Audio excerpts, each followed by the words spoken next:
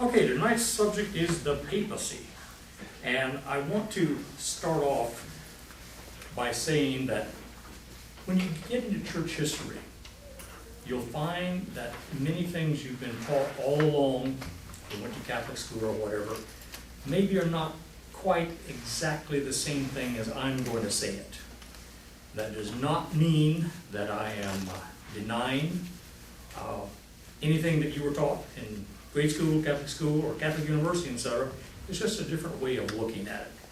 Now also, as we go along, if you have a question, ask. I find it goes much better if you ask questions as we go along, rather than try to wait them at the end.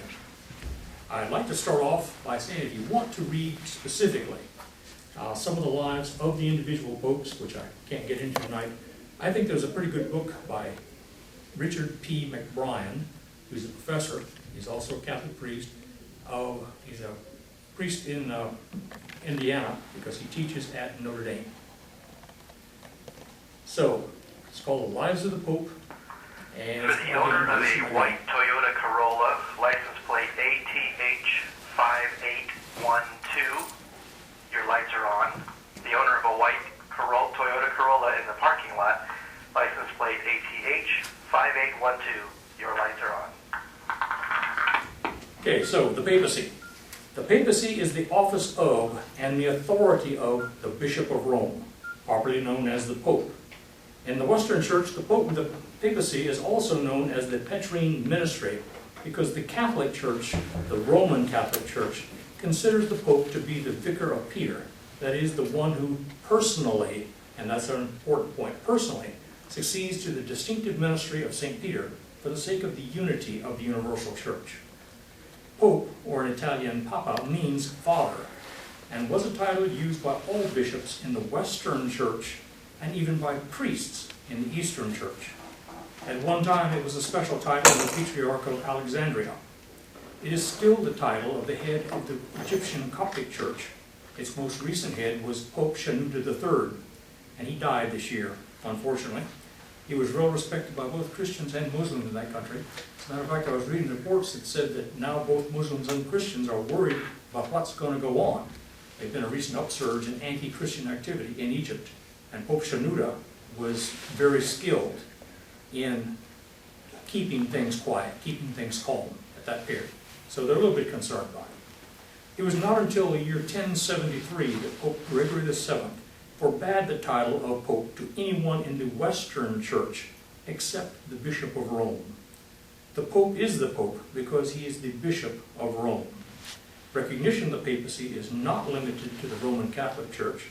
Some other traditions recognize the Bishop of Rome as the Patriarch of the West and as a first among equals. Only the Roman Church, however, holds to the notion of the papal primacy, or that the Pope is the head of the universal church. The Eastern churches say, no, not the case. This is in turn tied to this notion that the Roman See itself is imbued with this authority that Christ left to his church upon his ascension. This was first written about by St. Ignatius of Antioch in his letters to the Romans shortly before he was martyred, about 107 AD. He writes that in Rome was the chief place of honor, worthy of God, worthy of blessings. It is interesting to note, however, that he does not write to a bishop of Rome. It is his only letter to the churches that makes no mention of the local bishop. This and other evidence points to the fact that at this early date, again, about 107, there was no single bishop in Rome. Many historians and theologians believe that the structure of a single bishop for the city did not arrive until the time of Pius I in the middle of the 2nd century, 142-155. Before this time, it is believed that a group of elders had the task of leading the Christians in the city of Rome. It would have been highly unusual if Rome had not become a special place for the early Christians. The city was not only the capital of the Roman Empire, the greatest political and military power of its day, but more important to the early Christians, it was the site of the martyrdom of the two most important apostles, Peter and Paul, under the persecutions of the Emperor Nero. Gradually, Rome became a court of last resort when local congregations or their bishops could not resolve disputes on their own. in one particularly powerful early heresy, Gnosticism, which denied the full humanity of Jesus and also held that there were special knowledge that you needed to be saved. Defenders of orthodoxy appealed to the faith of churches founded by apostles. There are, and I'll talk about this a little bit later, there are 5 churches that are at least considered to be founded by apostles or near apostles. And they are Rome, Jerusalem, Antioch, Constantinople, and Alexandria in Egypt. Okay? So 4 in the east, 1 in the west, and that's pretty important. Okay, subsequently, Rome intervened in the life of distant churches, took sides in theological controversies, consulted with each other bishops, and sent delegates to distant councils. The importance of the connection between the Bishop of Rome and St. Peter was not fully realized until the pontificate of Leo I, who was also known as Leo the Great. He reigned from 440 to 461. Leo insisted that Peter continue to speak directly to the church through the Bishop of Rome. At the time of the East-West Schism in 1054, when the Bishop of Rome and the Patriarch of Constantinople excommunicated each other, the papacy changed greatly. Before the split, the Patriarch of Rome had been viewed more as a first among equals, along with the Patriarchs of Constantinople, Antioch, Jerusalem, and Alexandria. After the split, the Patriarchal office in Rome merged with the papacy. In the eyes of many in the Eastern Church, and we're talking about the Orthodox at this point, you realize that Orthodox, Russian Orthodox, Greek Orthodox, Armenian Orthodox, Coptic Orthodox, etc. In the eyes of many in the Eastern Church, Western Christianity had become a papal church, where all power emanated from the Bishop of Rome, and pastoral autonomy of the local churches and other bishops was all but lost. The Bishop of Rome regarded himself, and was regarded by the people in the West, as the bishop of every congregation, and the local bishop was only his delegate. You will see a distinct difference between how the papacy functioned in the first 1,000 years of its existence and how it functioned in the West for the second 1,000 years. Before the beginning of the second millennium, and especially before the pontificate of Gregory VII, 1073 to 1085, popes functioned largely as mediators. I said that they started to get in the habit of a bishop couldn't agree with another bishop on a doctrinal controversy. Well, who was going to separate them? They would appeal to Rome, and at least in the West. And so the Pope became a mediator of controversies in that early church. They did not claim the title of Vicar of Christ. They did not appoint bishops. There was no Roman Curia. They did not impose or enforce clerical celibacy. They did not write encyclicals, nor did they retain for themselves the right of canonization. All those were still retained by the local congregation or bishop, even though it was regarded as kind of a primacy at that point. Hello. They did not even call ecumenical councils. For the most part, the great councils were often called by the emperors in either Rome or later in Constantinople. Okay, how then did we go from the first century council of elders to the position of the Pope today?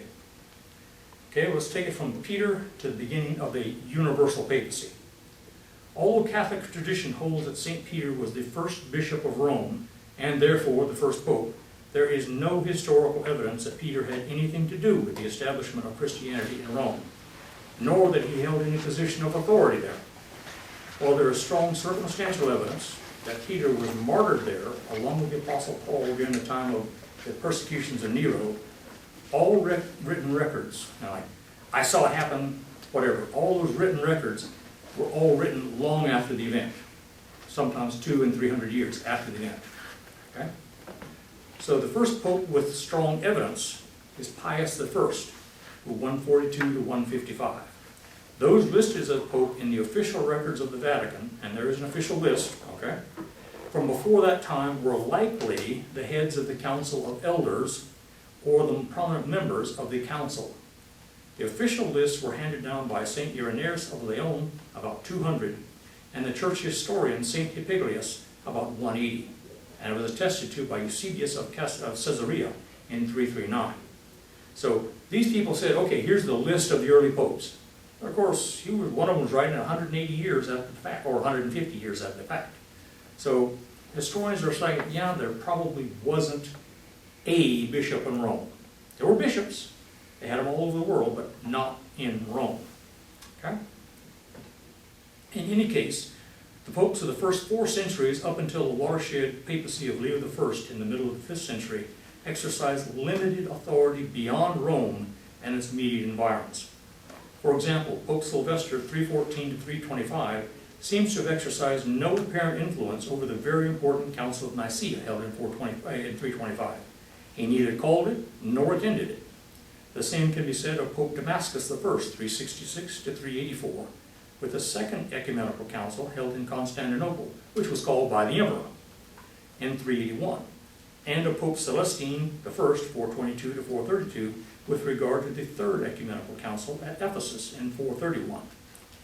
In 314, schismatics in North Africa appealed the decision of Pope Melchiades, who had ruled against them, to the Emperor Constantine. So here you have bishops appealing to the emperor over the objections of the Pope. Constantine called a council of Western churchmen to decide the issue at Arles in France. Melchiades died before the council met, but what is noteworthy is that neither he nor his successors deemed the Pope's decision as final. In other words, you appeal to the emperor, okay, no problem. Or objected to the emperor calling the council. Little is known about these early popes. There is reason to believe that, like Peter, many, if not most, were married. At least 4 of them were sons of priests. Sextus I, 116 to 125, Damascus I, 366 to 84, Boniface I, 418 to 422, and Innocent I, 401 to 417. These were all sons of priests. Innocent was not only the son of a priest, his father was the Pope. His father was Anastasius I, who was his immediate predecessor in office. So you have the father succeeded by the son. The fact that they were often rebuffed in their claims of supremacy did not mean they stopped trying to make it. I am not saying that the popes in Rome at this very early stage says, oh, you know, everything's fine, no problem, don't worry about us.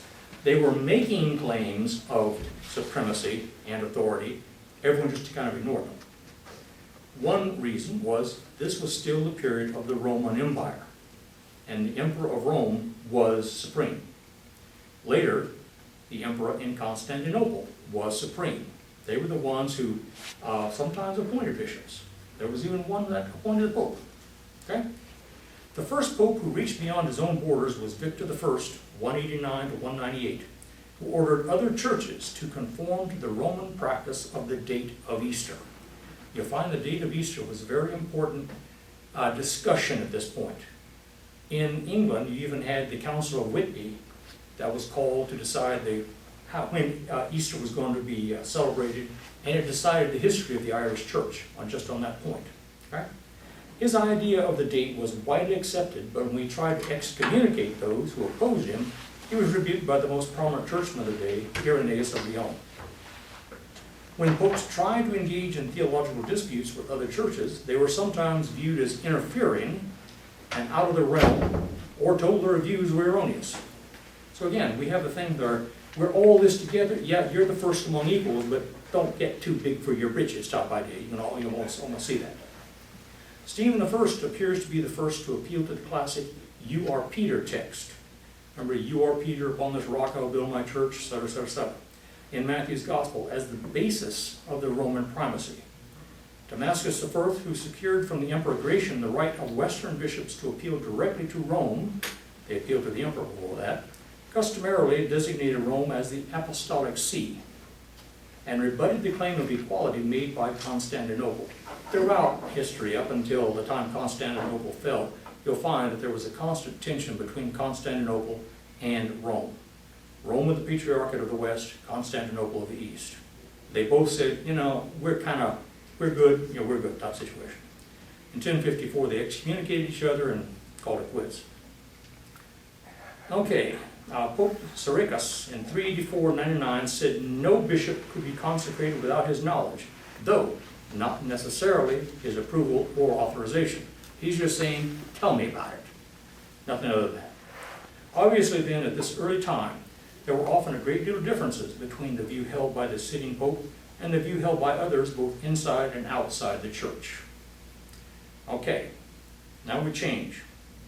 This is from Leo the Great to the dawn of the Carolingian Empire. I'm covering 2,000 years tonight, so I'm probably skipping over something.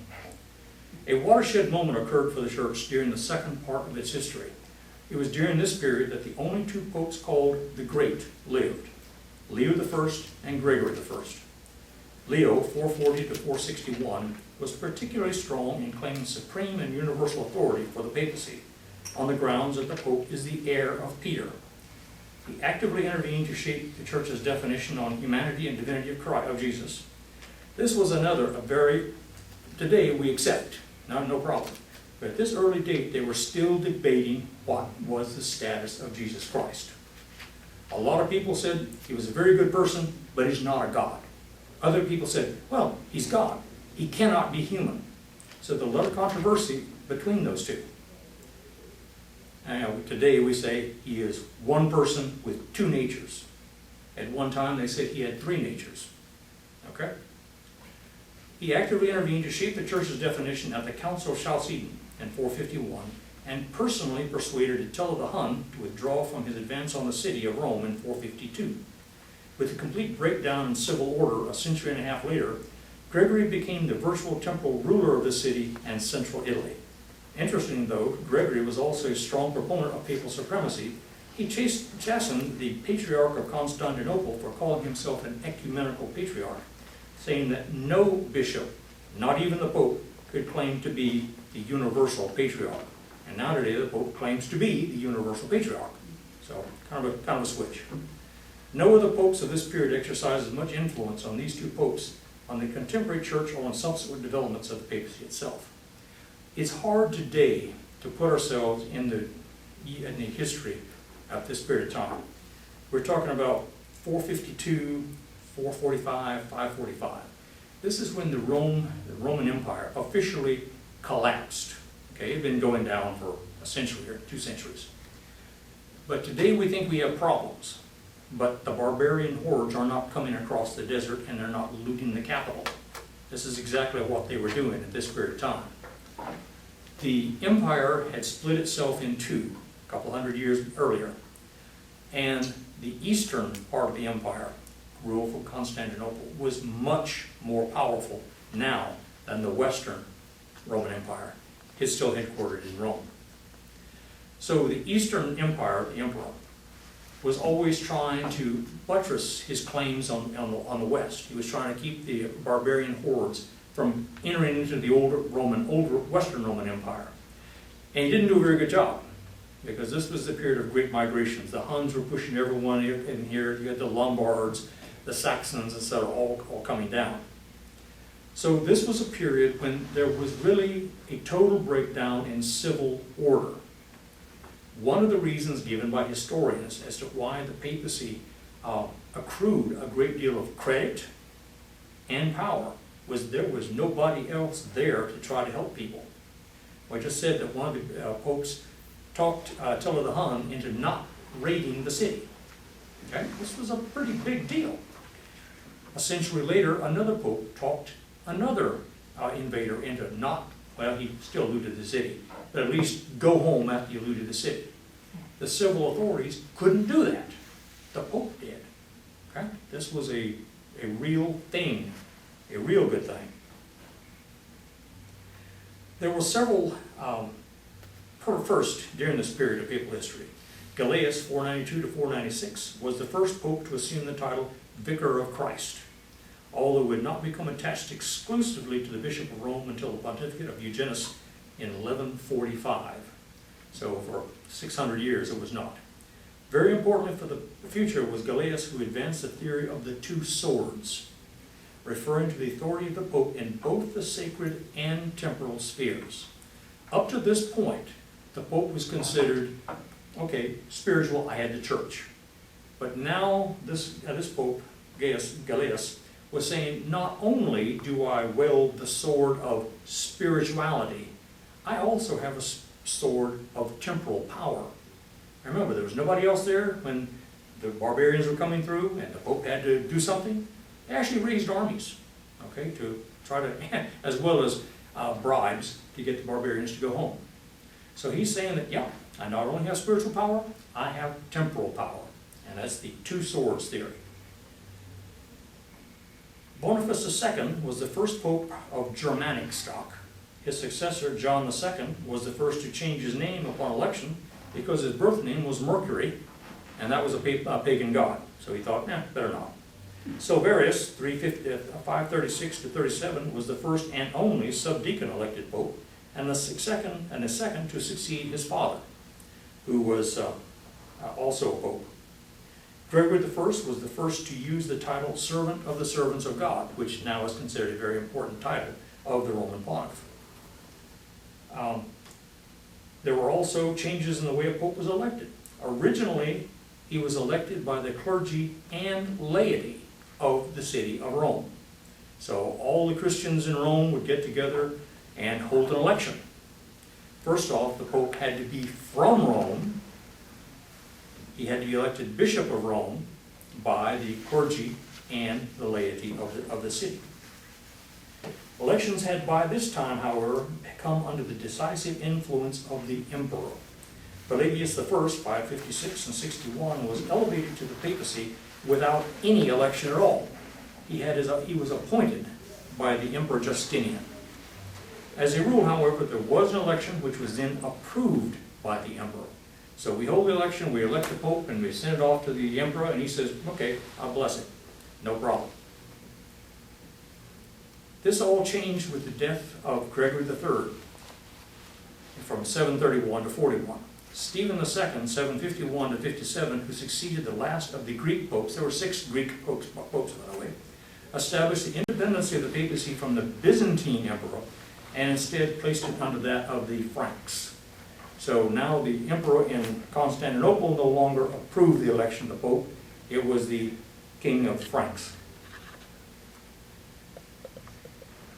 Okay, Stephen also formed the Papal States, the central Italian territory over which the popes claimed temporal control, and Stephen III decreed in 769 that only deacons and cardinal priests should be eligible for elections as pope, and that the laity would no longer have any vote in the considerations.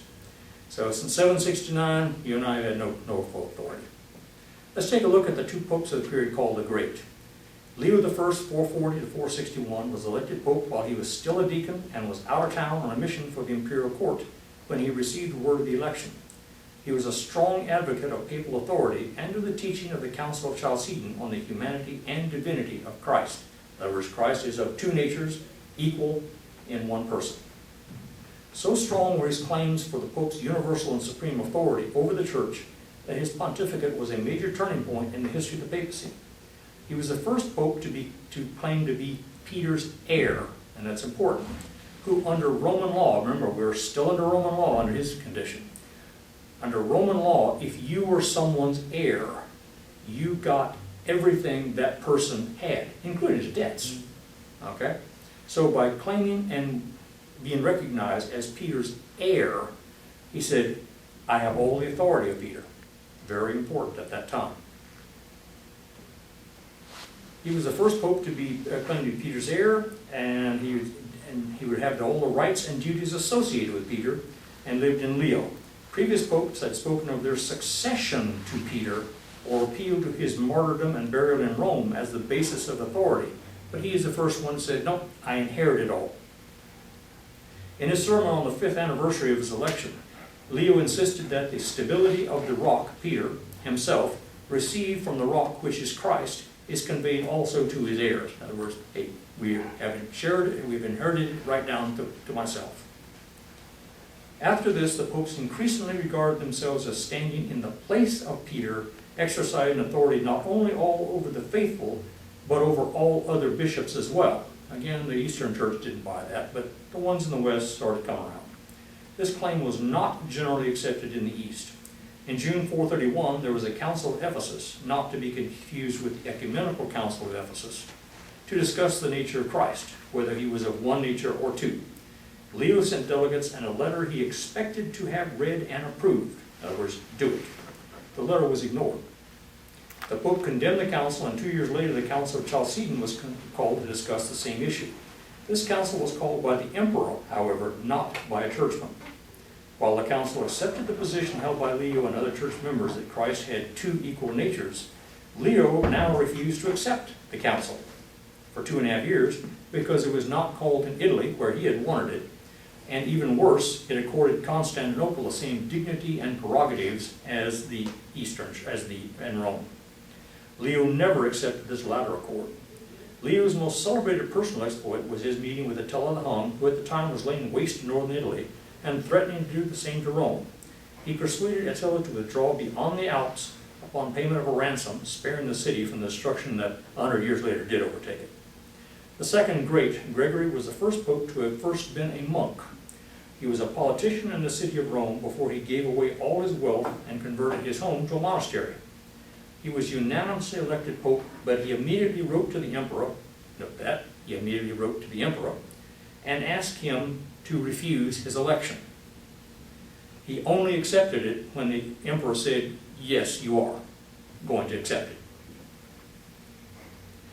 At this time, Rome was in a state of crisis. Civil order was breaking down, there was a famine in Italy, and the Lombards were threatening to invade. Gregory organized famine relief from all parts of Italy and Gaul, and when the imperial representative was incapable of preventing a Lombard invasion, he personally met their king and saved the city by paying a bribe and a yearly tribute. He became, in effect, the temporal and spiritual leader of the city and the central regions of Italy. He improved relations with the churches in Spain and Gaul, and sent St. Augustine, later of Canterbury, to the Saxon invaders of England. He was a strong defender of the primacy of the papacy, which complicated his relations with English churches, or the Eastern churches, because they did not accept it. In spite of the work he did feeding the city and populace of Rome, by the time of his death, he was very unpopular in the city. They thought he should do more when another famine struck. He also became to be resented by the non-monastic clerics in Rome, who felt he favored monasticism too much over the regular diocesan priest. Okay? From the Carolingian Empire to the beginning of the monarchical papacy. Well, there have been many low points in the history of the papacy. The lowest may have been from about 800 till about 1048. During this period, the papacy was marred by corruption, including simony, which is selling of church offices, nepotism, in other words, my dad passing something on to me, lavish lifestyles, cupidity, having mistresses, brutality, and even murder. The office of Pope was passed among the wealthy noble families of Rome and under the domination of the German kings. It said, they had freed themselves of domination of the Eastern Roman Empire. Instead, they went to the Holy Roman Empire, who was going to become the Holy Roman Empire Emperor, and said, okay, you're our protector now. During this period, at least 5 and possibly 6 of the popes were murdered. One pope, Sergius, 904 to 11, ordered the death of his predecessor so he could become the pope. 2 popes were imprisoned and mutilated or starved to death. The body of one pope was exhumed on the order of his successor and placed on public trial. The problem started with the first pope of this period, Leo III. Although elected unanimously, Leo had many enemies in the noble Roman houses, led by a relative of his predecessor, Hadrian I. While riding in procession to Mass one day, he was attacked, and the attackers tried to gouge out his eyes and cut off his tongue. After a formal ceremony of deposition, he was placed under house arrest. He escaped and fled to the court of the Emperor Charlemagne. His opponents followed and filed charges of perjury and adultery, which Charlemagne took quite well. He thought they were true. Nonetheless, with the assistance of the emperor, he was ceremoniously cleared of the charges, but the stain lasted for the remainder of his pontificate. Why did the wider church not suffer as should, you would think, during this 200-year period of papal degradation and decline? Why were the churches outside Italy not so seriously affected by the deplorable conditions? The Anglo-Saxon church, for example, experienced a period of explosive growth at this time, and there are many reasons why it didn't, or why the degradation of the papacy didn't affect the church as a whole. Not all the popes of the period were bad. Okay? There were some outstanding people. Their whole idea was to spread the gospel as they should. A few were honorable men who tried to uphold the Christian ideas. They sent out missionaries to evangelize new territories and tried to help when the period's many troubles struck. And this was a period of many troubles throughout Western Europe. As I said, all the barbarians were invading during this period of time. For example, in 846, the Saracens from North Africa attacked and sacked Rome, including St. Peter's Basilica. The power of the church had been expanding, but the consistency with which that power was used still remained intermittent and sporadic.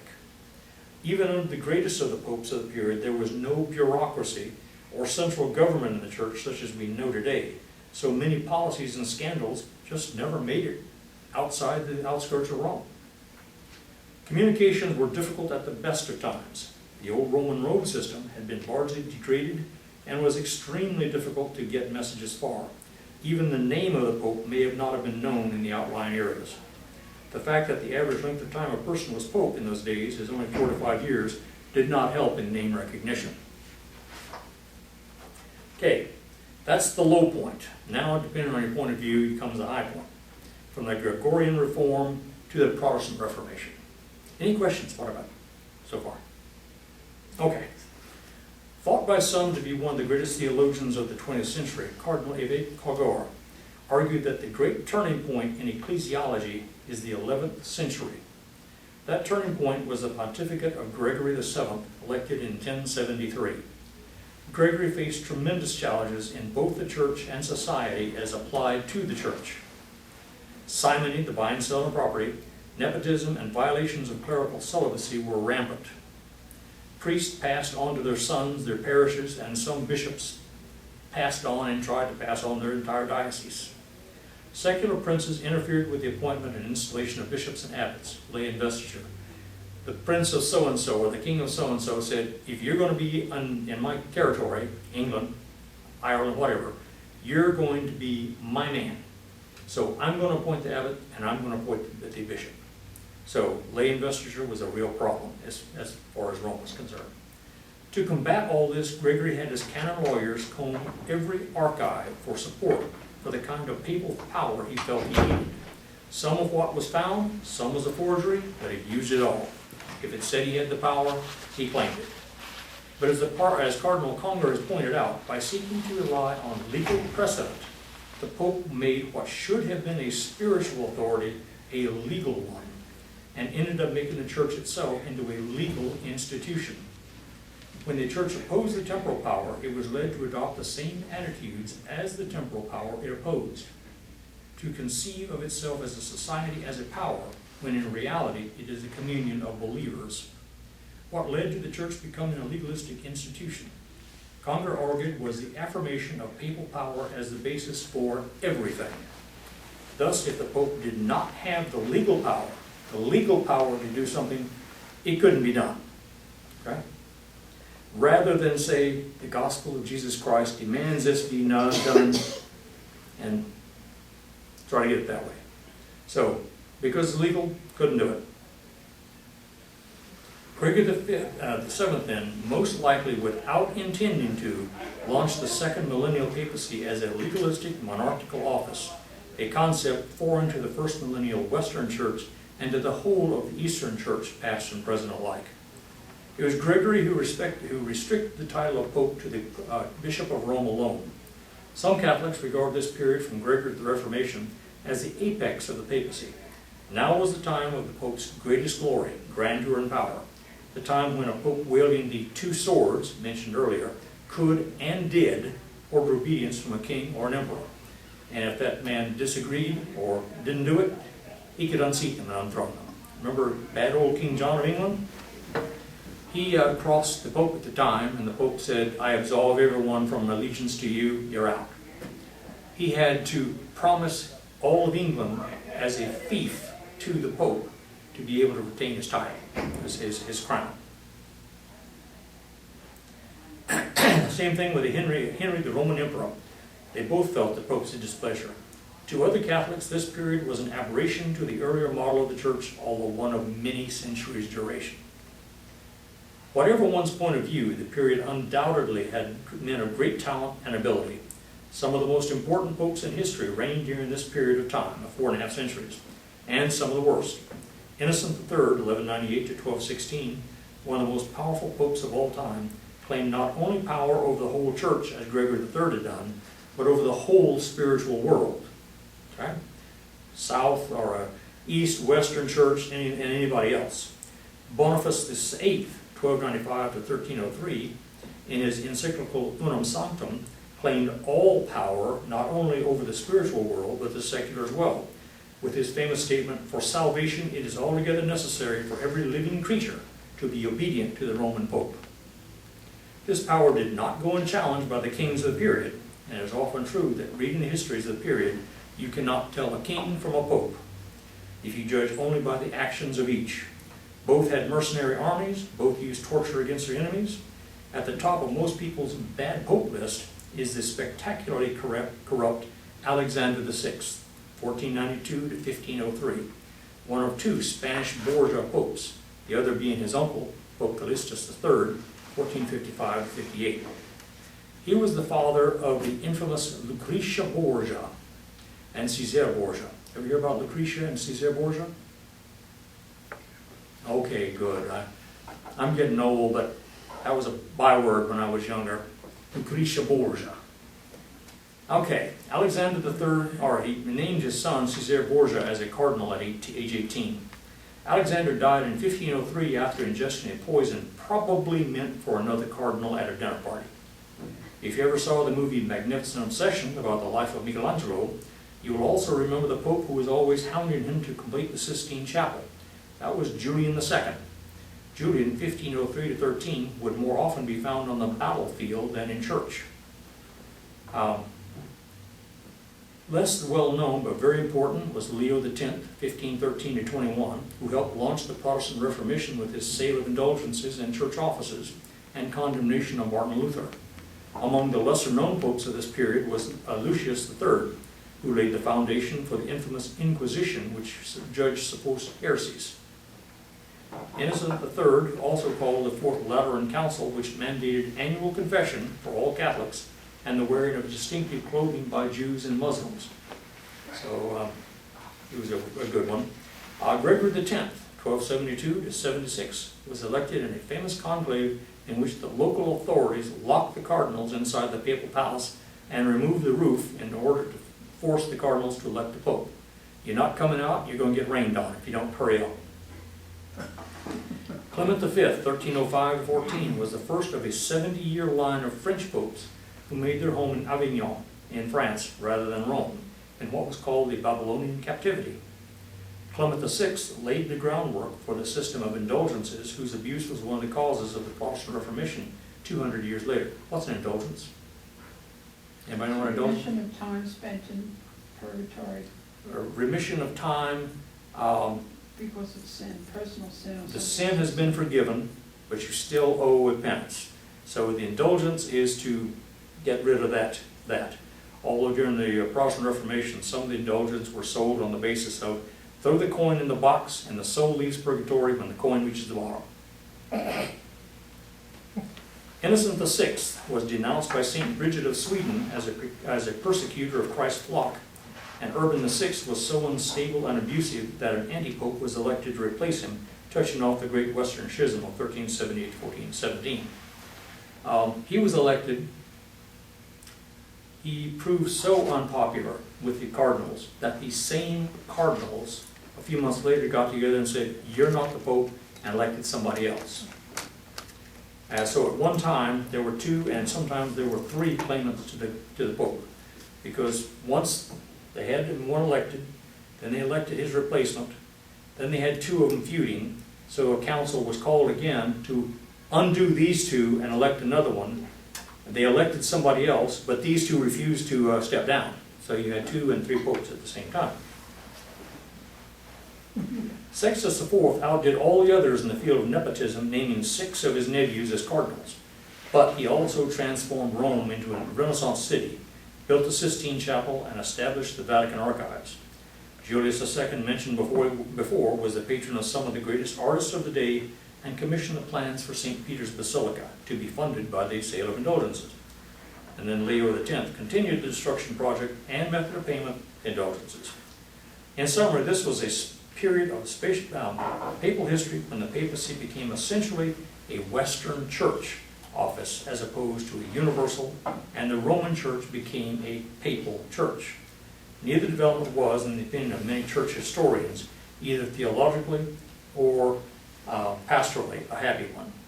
Indeed, the bad popes of this period did far more harm to the church than had the bad popes of the 9th, 10th, and 11th centuries, because of the newly centralized form of government. Now they had a way to get their policies out to the outskirts. At this period's end, the Western Church was torn apart by the Reformation. Its effects are still with us 500 years later. Okay, questions on that section? That's a real, if you want to go back and read a lot of history, that's one of the most interesting periods, because you literally could not tell the players without a card. Popes hired mercenary armies. Pope and I are both genealogists or wannabes. One of my ancestors was a Swiss mercenary. He was hired by the papacy to go loot and burn somebody else. Were any of those popes at that era people that were noted for their spirituality? Some, but not many. Remember, you know, it's hard not to say, what were these guys doing in here? But it's hard also to put ourselves in what history is like at that period. They were no worse nor better than everybody else going around. This is what one of the problems was. He said that, or what was said earlier is, they took something that should be a spiritual office and made it a legalistic office. Now, you could argue that lay investiture should not be, you know, the king of so-and-so should not say, you're a bishop. That's the business of the church to do. But the manner in which they did it was to say, I have legal authority because I am the successor of Peter. And on top of that, we get more and more, the claims made were more and more, we would say today maybe a little bit inflated, okay? Because it reached the point where I can do it because I'm in this position where nobody else in the world can. It's hard for someone who has the power not to use the power. If you have someone who's used the power, you have other people around him said, I'd like the same power, please. Okay, how do I get it? Well, I become the Pope. Okay, as I said, you had 5 and 6 popes that were murdered over the course of time. And one did it because he could become Pope then. Okay, so yes, you have some spiritual people, but they're almost in the background behind some of the others that weren't so spiritual. And remember, these people like Alexander VI, I'm sure thought he was a very spiritual person. We're judging him by what we would see in him. I mean, there's a picture of Alexander VI praying in front of the altar. I'm sure that was his favorite picture. Yes? Were the popes still getting married at this No. time, or did they have lovers? And No. Yeah. The popes had not been married for several hundred years by this time. That goes back to the idea that, you know, one, even today, we think, okay, an unmarried person has a better chance of being a spiritual person, right or wrong, okay? Okay? Both in the Eastern Church and Western Church, a celibate priesthood was often more valued than a married priesthood. In the Eastern Church, again, Greek, Russian, etc., a priest can marry. They have always been able to marry. But no bishop can marry. Okay? The Western Church took that a bit further by saying that we want a celibate priesthood all the way up and down, now because of that. So the idea, we don't know of any married pope after the very early centuries. You just kind of, okay, we're not going to do that anymore. But they were still having children. Oh yeah. Alexander VI, I said, he was the father of both Lucretia and Caesar Borgia.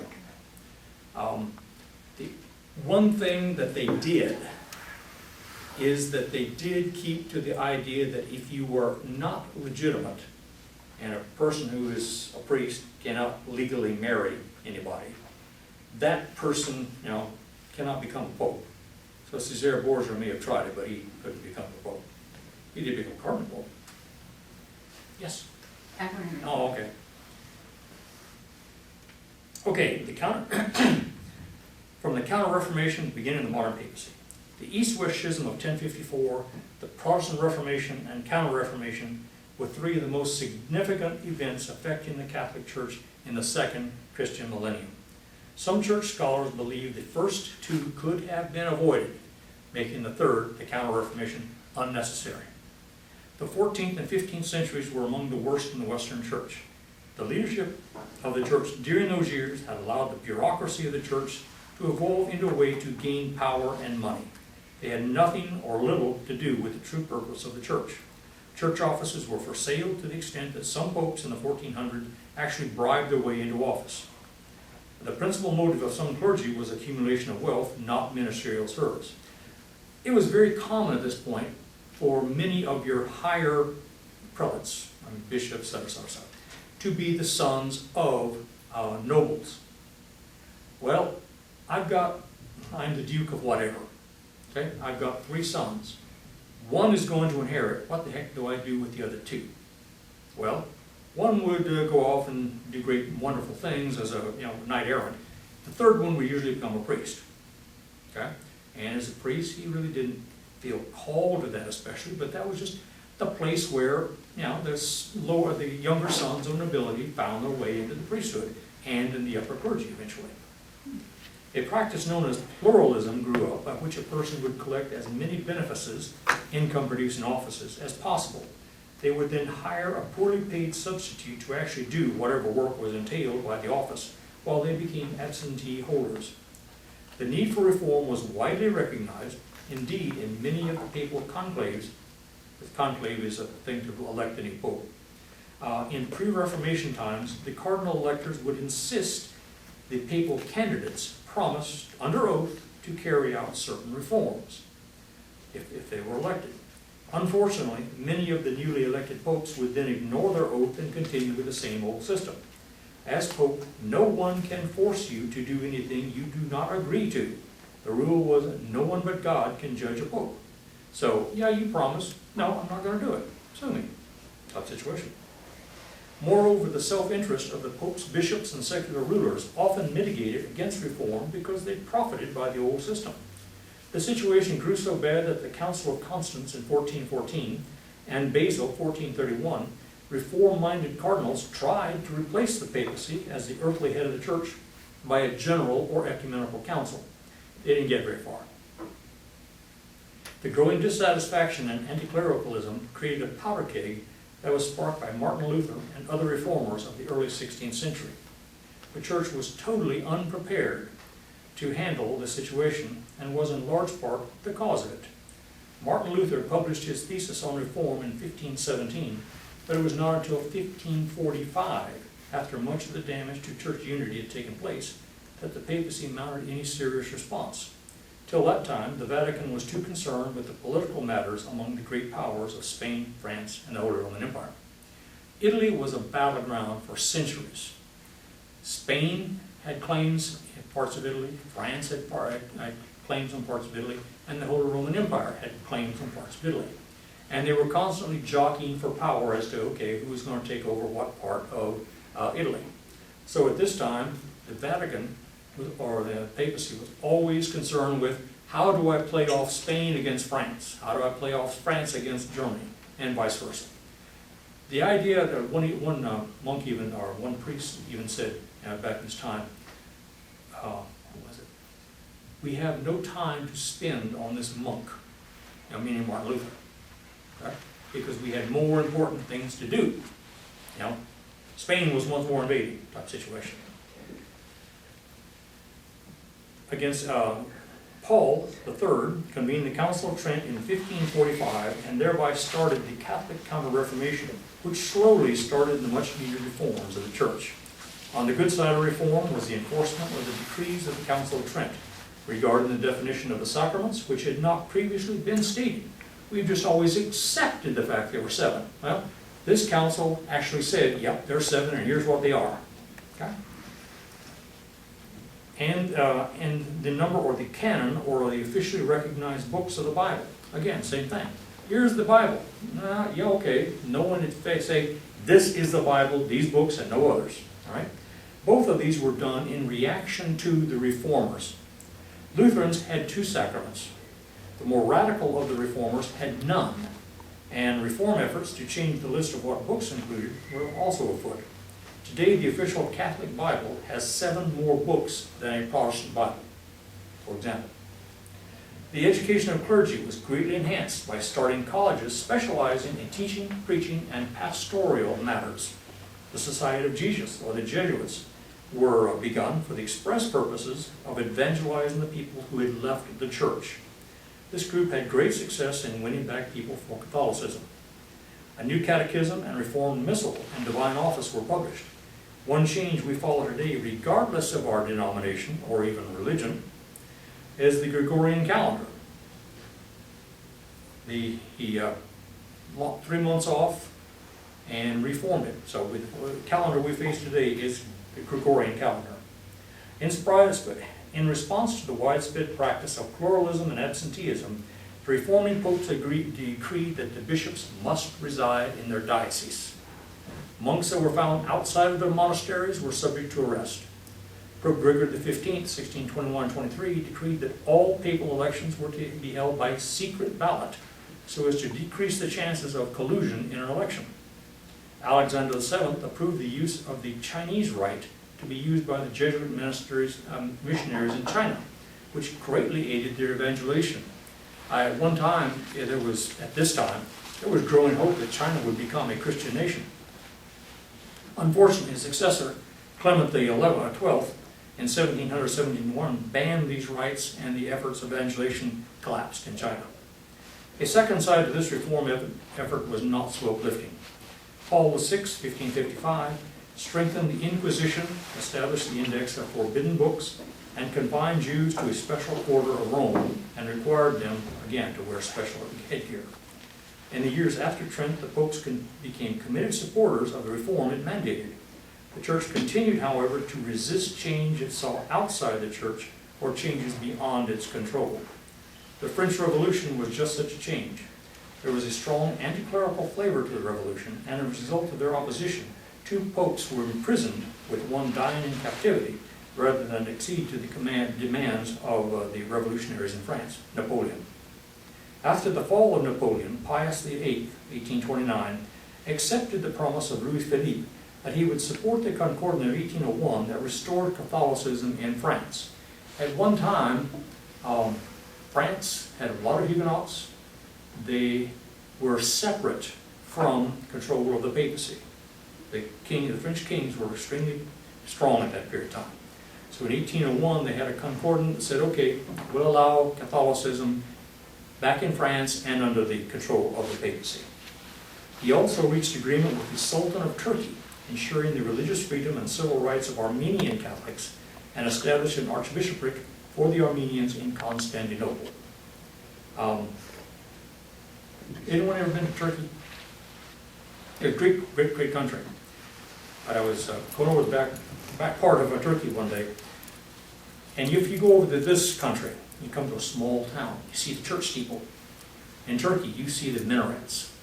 It looks the same way, only they are 97% Islam. It's just kind of interesting. Gregory XVI in 1831 was the last monk and last non-bishop to be elected pope.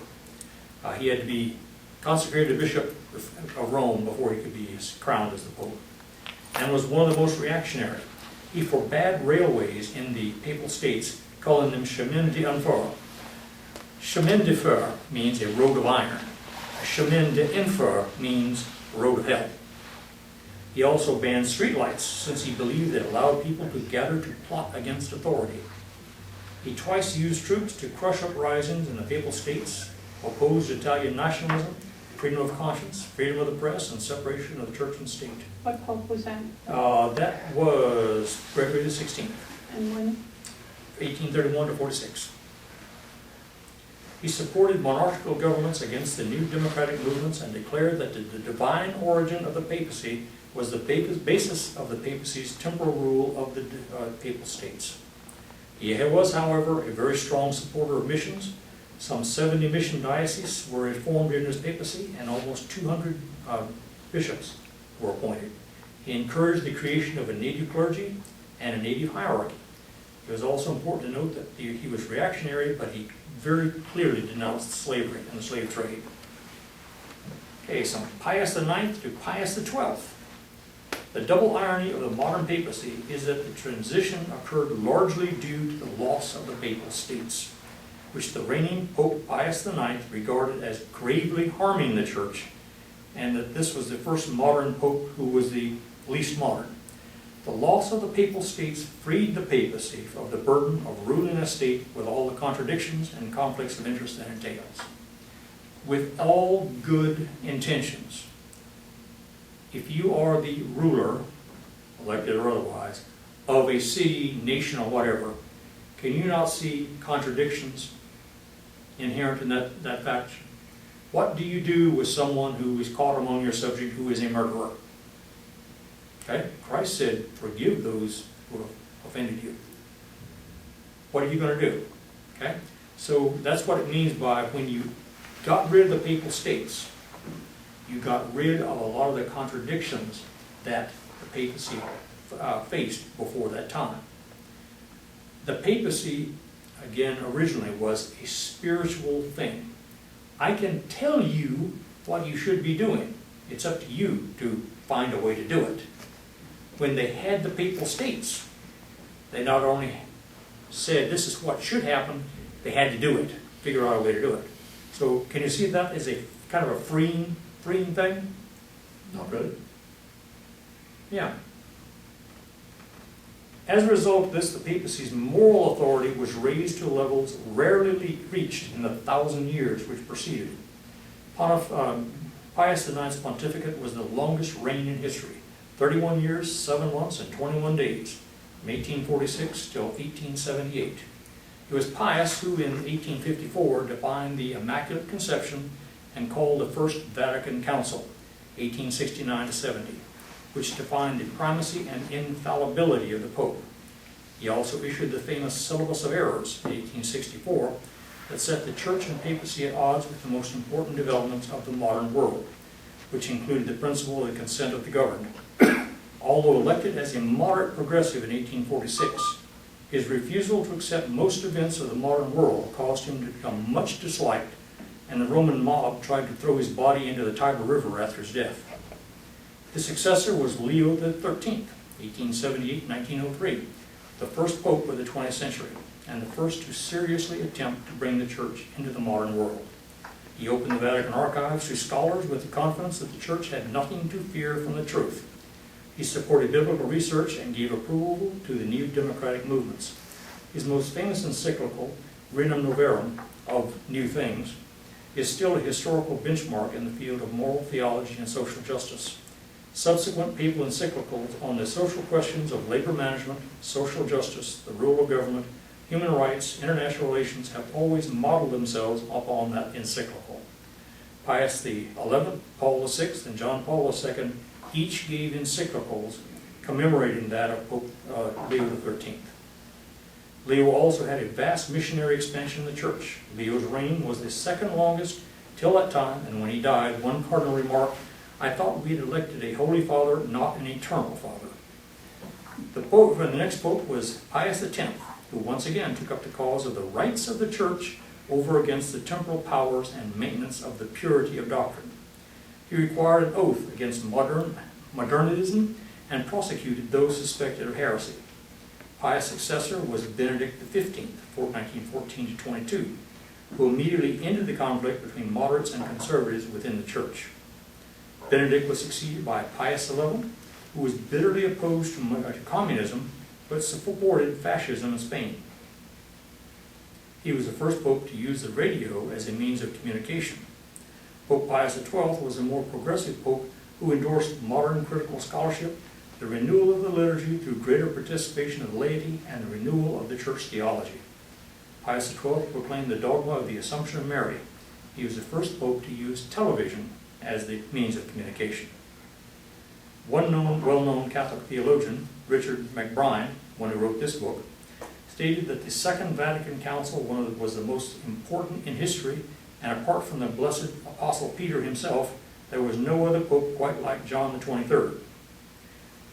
He states that John, in less than 5 years, transformed the Catholic Church from a clericalistic, monarchical, unecumenical, and theologically rigid body to a community of radical equality in Christ, laity, religious, and clergy alike.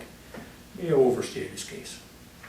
While the church is certainly much more open than before John, others in the church felt he'd gone too far with his reform, and there is still resistance to his changes today. Paul VI, John's successor, carried on with the council and published his decrees. Kind of interesting, I read an article talking about when Paul VI was elected in that conclave. There were several very conservative bishops that did not like Cardinal Roncalli, who became John the 23rd. They called his pontificate the most disastrous in church history. And they did so because they thought that by doing that they could attack Paul VI, or that the guy who is going to be elected Paul VI, so he would not be elected. So John the 23rd stirred up a lot of things in the church. A lot of people have reservations about him, and others, as this guy said, he's the best that ever was. He was Paul II. Paul VI was with the council. He published his decrees, and until John Paul II was the most widely traveled of the popes. He did not have a great deal of success with his encyclicals. Anything he did was overshadowed by his encyclical Humanae Vitae that condemns all forms of artificial birth control. He was so distressed by the negative reaction that he never issued another encyclical. His successor, John Paul I, had a reign of 33 days, but made 2 firsts for the papacy. He was the only pope to take a double name, and much more symbolically important, was the first time in 1,000 years to dispense with the crowning ceremony with the Triple Crown in order to emphasize the pastoral and ministerial nature of the papacy. Instead, he was invested with the pallium of an archbishop symbolizing pastoral authority. Questions? Yes? Yes? The conclave, as far as I understand, usually is called when the Pope dies. Yes. So how did we get multiple popes from conclaves? Because we had more than one conclave. How did they call it? The Pope had, they just on their own called together? Yeah. Today, the rule states that you must call it within a certain period of time of the death of the Pope. At one time, you had to hold a conclave in the city in which the Pope had died, which is one reason why the Avignon papacy stayed in Avignon. Pope died in Avignon, had the Holy Conclave in Avignon, got another French Pope type situation. So at the time we're talking about, where they had multiple popes, as I said, we elected one, and it's considered the valid election for the church. Okay, that's the one. Even though he was disliked by everybody, he's the valid pope. He was elected. He became, or he was so unpopular that the same bishops or the same cardinals said, you know, we're going to hold another one, we're going to just get rid of you. So they called themselves together, held the conclave, elected another pope, and 2 popes, each condemning the other. I mean, they had pitched battles to throw one or the other out of the Lateran Basilica, which is the Pope's church. Then they called another council with another group of cardinals and said, look, do something about this. They got together, elected a new one, and said, okay, you guys are out. Now, when I say who did they call it, it was general consensus. Plus, remember at this time, you had an awful lot of pressure from temporal princes. Holy Roman Emperor, the King of Spain, the King of such. So they kind of said, you are bishop from, or your cardinal from France. I want you to call the enclave. Yes, you are going to call it enclave. So a lot of times you would find the conclave at this time would be called for the French cardinals. And maybe a German cardinal too would show up. It wasn't the entire college of cardinals, which was a lot smaller then, by the way. Some of the popes were elected like with 24 cardinals, that's all there were. Okay? So you had two popes, you had a third conclave, they elected a third pope. He condemned these two condemned him, type situation. And this went on, as I recall, there were two popes on this side, two popes on this side, and then the third one. Because this one died, they held another conclave, the cardinals that supported this guy held a conclave to elect another one. So it went on for, as I recall, it was almost 35 years. There were 2 or 3 popes. They finally called another conclave. And that conclave elected, I think the guy's name was Martin V. Martin V was now the pope. They got one of the, it happened to be the official, the one over here, etc. This guy said, I won't resign unless you let me approve of the conclave. He approved of the conclave and said, okay, now I resign. This new one then said, you guy over here, you're out. And they had some arresting. The third one, the third one over here, he actually went to a castle, and I'm going there in September, between Valencia and Barcelona. And they said he was, till the end of his life, he was condemned and condemning others until he finally died. With his death, it was all over. It was back to just one. Right? Is that? Yeah, it helps. Yeah. Yeah, it's, if we weren't talking about the church, this would be almost humorous type situation. I was going to end it there, but let's go on to Paul II and Benedict. We're into too current history now to really kind of judge it. Pope John Paul II was one of the most beloved that I was aware of. But there's no question that John Paul II was very conservative. He was a great on social ideas. I still remember when he took the workers' hands and just did like this down in front of his white cassock, okay, symbolizing that, yes, your hands are dirty, but so what? Your soul is clean type situation. But he was very strong on orthodoxy. And that's what the same thing we're seeing with Benedict XVI. Now, I'm sure you just heard that he has condemned the American nuns because he felt they are too lax in their support of official positions within the church. That's the thing that they're doing right now. So we're still waiting to see how that turns out. Any questions? Yes. Who was the Pope who, or when was the first, when did the Vatican say that there was going to be an official telescope? Official astronomical telescope. I really don't know. But there is one, isn't There there? is, there's no question, there is one. They condemned, you remember Galileo Galilei? Sure, yeah. Okay. He had a lot to do with the telescope, but he was condemned by the church because he is the one that, as well as several other people, said, by the way, the sun does not revolve around the earth. Yeah. Type situation. Yeah. Which sounds like a ridiculous position to take for the church to take. But remember that at that time, the whole idea was humankind was the most important of all. And how can you say that if we revolve around the sun, that we're that important? It was not until the 1800s, I believe, that the Vatican Observatory was founded. But I do not know the Pope who okayed that. Yeah, the idea that our situation, our place in the solar system was demoted when we were given a position around the sun is a thing that he didn't believe in at all. Galileo didn't believe it, but astronomers in the scientific community gave that demotion to us, and that was what they believed, but that was not what Galileo believed. Anything else? You look like a lady with questions. No. Okay, well that's all I've got. Could I say one thing? Sure you can. In the Cobb County Library, there is a series of discs. That's the history of the papacy.